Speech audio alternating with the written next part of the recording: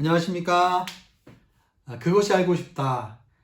오늘은 기독교를 믿는다는 것은 비이성적이고 비과학적인가, 이런 것에 대한 질문에 대해서 함께 오늘 생각해 보도록 하겠습니다.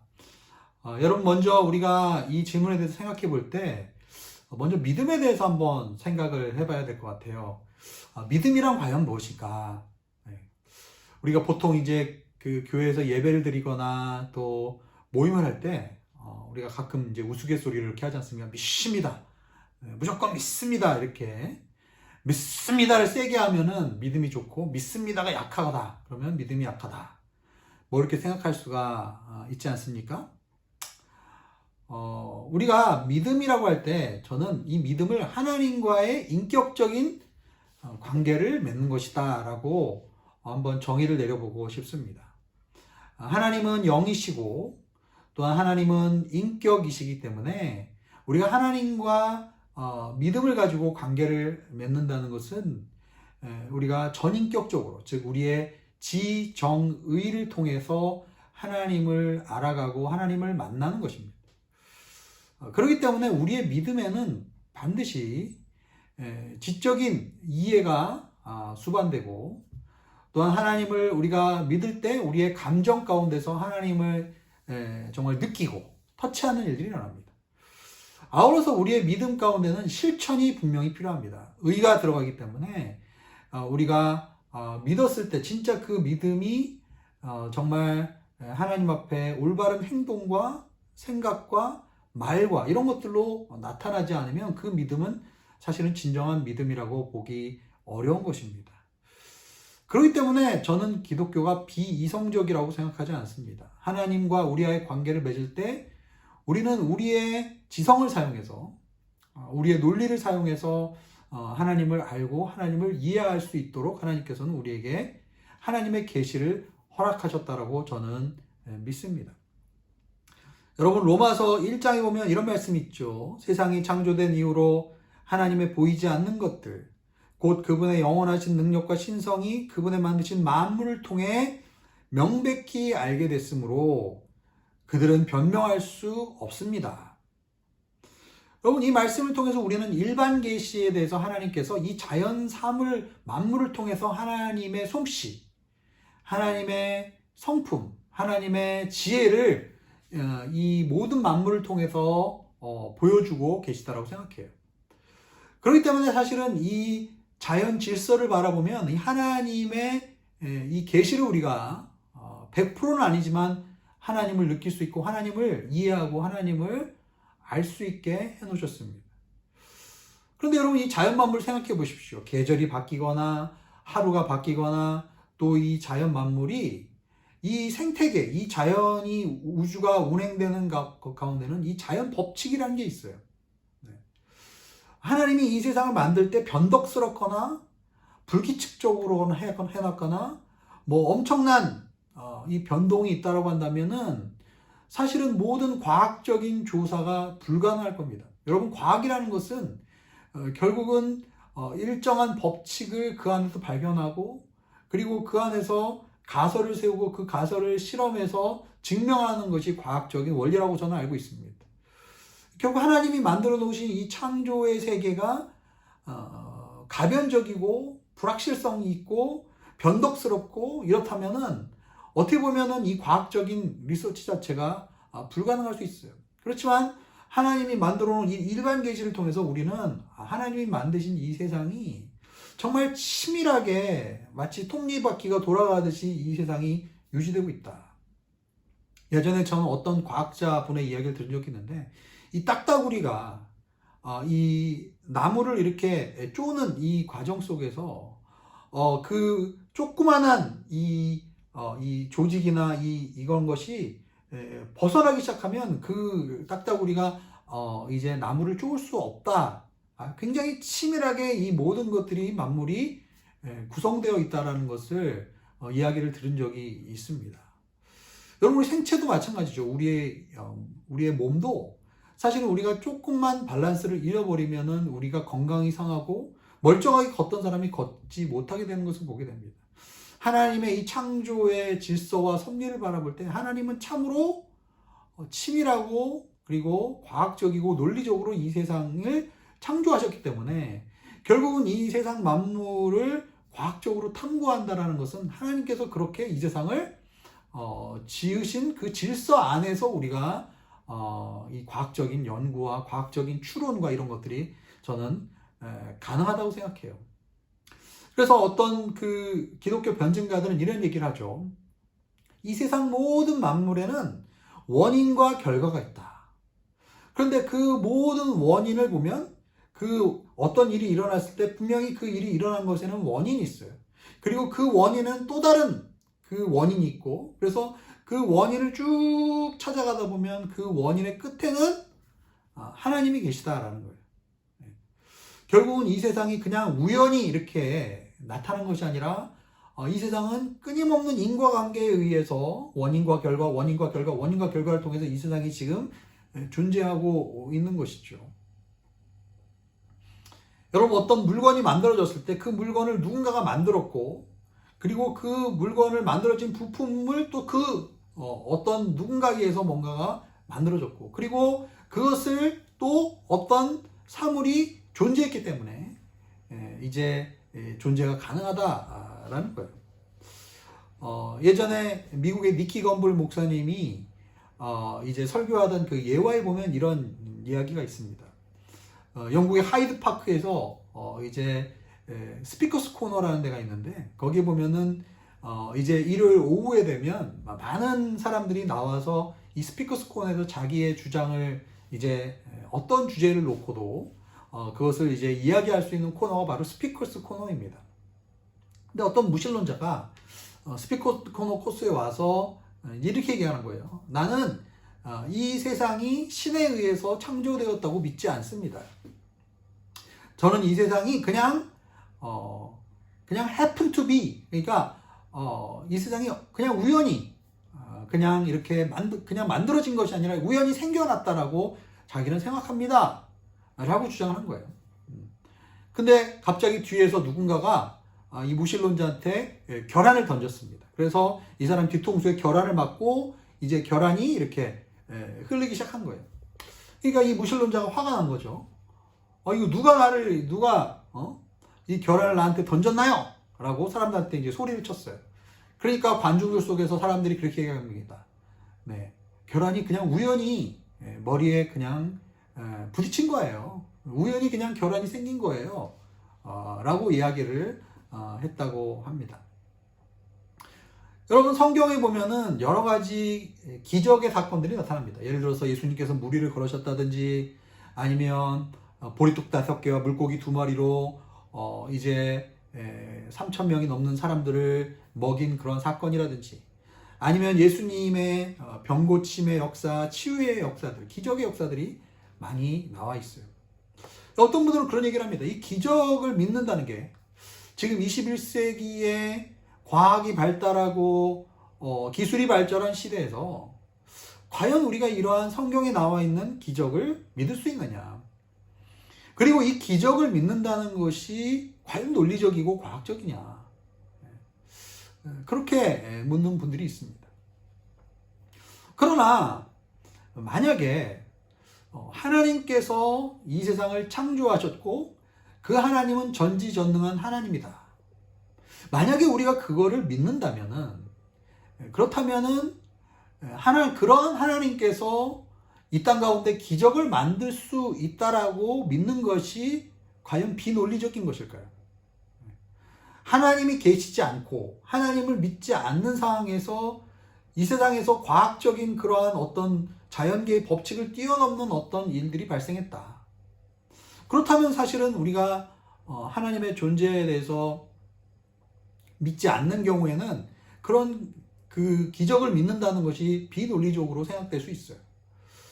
그러나 하나님이 살아계시고 그 하나님이 이 세상 모든 만물을 만드셨다, 지으셨다, 창조했다라고 우리가 만약에 믿는다면, 그렇다면 이 창조의 질서를 어기는 것이 아니라, 창조의 질서를 반하는 것이 아니라 그 창조 질서를 벗어나는, 그 넘어서는 그러한 하나님의 역사를 하나님께서 만드실 수 있다, 이렇게 믿는 것이 과연 비논리적이고 비이성적인지를 우리는 한번 생각해 봐야 할 것입니다.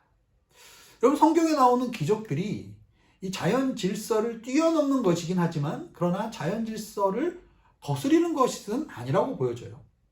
예를 들어서 예수님께서 오병이어의 기적을 행하시고 나서 정말 이 보리떡 5개를 계속 떼어서 제자들에게 줄 때 원래 우리가 먹을 수 있는 보리떡 5개 분량보다 훨씬 더 많은 보리떡이 나왔습니다. 그러나 그 보리떡은 나중에 부패하거나 상하지 않은 것이 아니에요. 예수님께서 12광주리를 이제 취하라고 하셨고, 그리고 그것을 허비하지 않도록 하셨습니다. 왜냐하면 그것을 그냥 가만히 내버려뒀을 때 그것은 부패하고 결국은 썩게 된다라는 것이죠. 즉, 하나님은 이 자연 법칙 안에서, 주님이 만들어 놓으신 이 자연의 질서 안에서 하나님께서는 그 기적을 이루시고, 그리고 그것들도, 그 하나님께서 만드신 그 기적들도 그 자연 질서 안에 있게 두셨다라는 겁니다. 그렇기 때문에 하나님의 역사가, 하나님의 기적이 비상식적이고 비과학적이다라는 그러한 생각을 우리가 한번 재고해 볼 필요가 있습니다. 그리고 한 가지 우리가 반문해 보고 싶은 것이 있어요. 우리가 과학을 절대적으로 믿는가? 정말 우리가 모든 것을 이 과학적인 추론에 의해서 이 세상에 있는 모든 것들을 다 알아낼 수 있고, 다 이해할 수 있고, 설명할 수 있는가? 여러분, 진화론은 그러면 진리인가? 여전히 진화 과학자들 중에도 진화론 안에 있는 여러 가지 이론들 중에 아직도 가설과 증명을 계속 지금 이어가고 있는 것들이 있다라는 것이죠. 여러분, 코로나 사태를 한번 생각해 봅시다.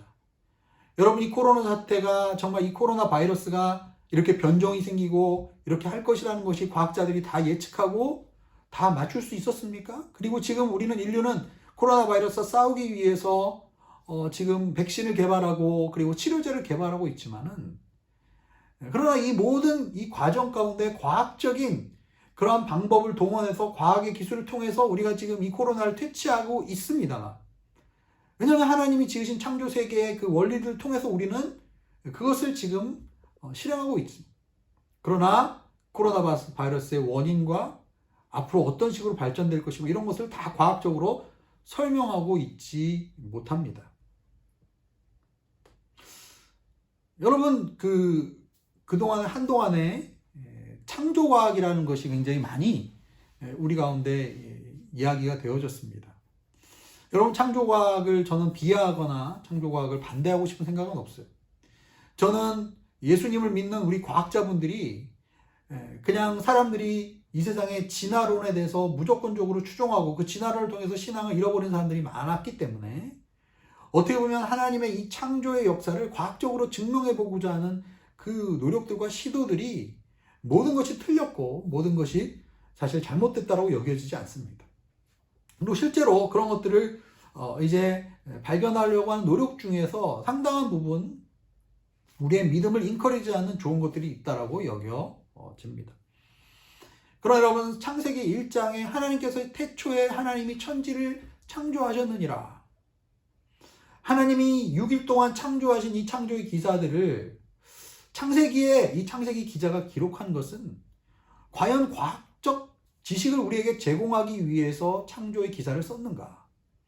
노아의 홍수 사건이 근본적으로 이 노아 홍수를 과학적으로 증명하기 위한 어떤 과학적 지식의 책임가는 우리는 생각해 볼 필요가 있습니다. 즉, 성경은 하나님이 이 세상을 어떤 식으로 창조했고 지구의 연수가 얼마나 오래됐고 그리고 과학적으로 생물학적으로 이 창조가 어떻게 될 것이라는 것을 증명하기 위한 과학책으로 창세기 1장을 기록하시지 않았다라는 거예요. 하나님은 이 세상의 창조가 어떻게 진행되었고 이런 것들에 대해서 설명하려고 하나님께서는 이 창세기 1장의 기사를 쓰신 것이 아니라 창세기 1장의 기사는 왜 이 세상이 창조되었고 누가 이 세상을 창조했는가를 선포하는 그러한 시적인 그러한 표현으로 하나님의 창조의 기사를 다루고 있다라는 것입니다. 제가 아까 예를 들었던 니키 건블 목사님이 쓰셨던 또 재밌는 예화가 하나 있어요. 어떤 사람이 커다란 케이크를 만들었습니다. 그리고 나서 이 케이크에 관해서 생물학자들, 물리학자들, 수학자들을 초청했어요. 그래서 이 케이크에 대해서 연구를 해봐라. 그러니까 수학자들은 이 케이크를 만들고 이 케이크를 돌리는 데 있어서 수학적인 공식, 수학적인 법칙에 대해서 이 케이크가 만들어진 것에 대해서 설명을 한 거예요. 그리고 또 생물학자들은 이 케이크를 만드는데 영양학적으로 이 케이크에 어떤 물질이 들어가 있고 또 이 케이크를 구성하는 성분이 우리 신체에 어떤 영향을 미치는가 이런 거에 대해서 연구를 했다는 겁니다. 그러나 과학자들이 이 케이크에 대해서 답을 할 수 없는 한 가지가 있어요. 이 케이크가 왜 만들어졌을까? 이 케이크가 왜 만들어졌을까를 과학적인 탐구로 이제 추론할 수가 없어요.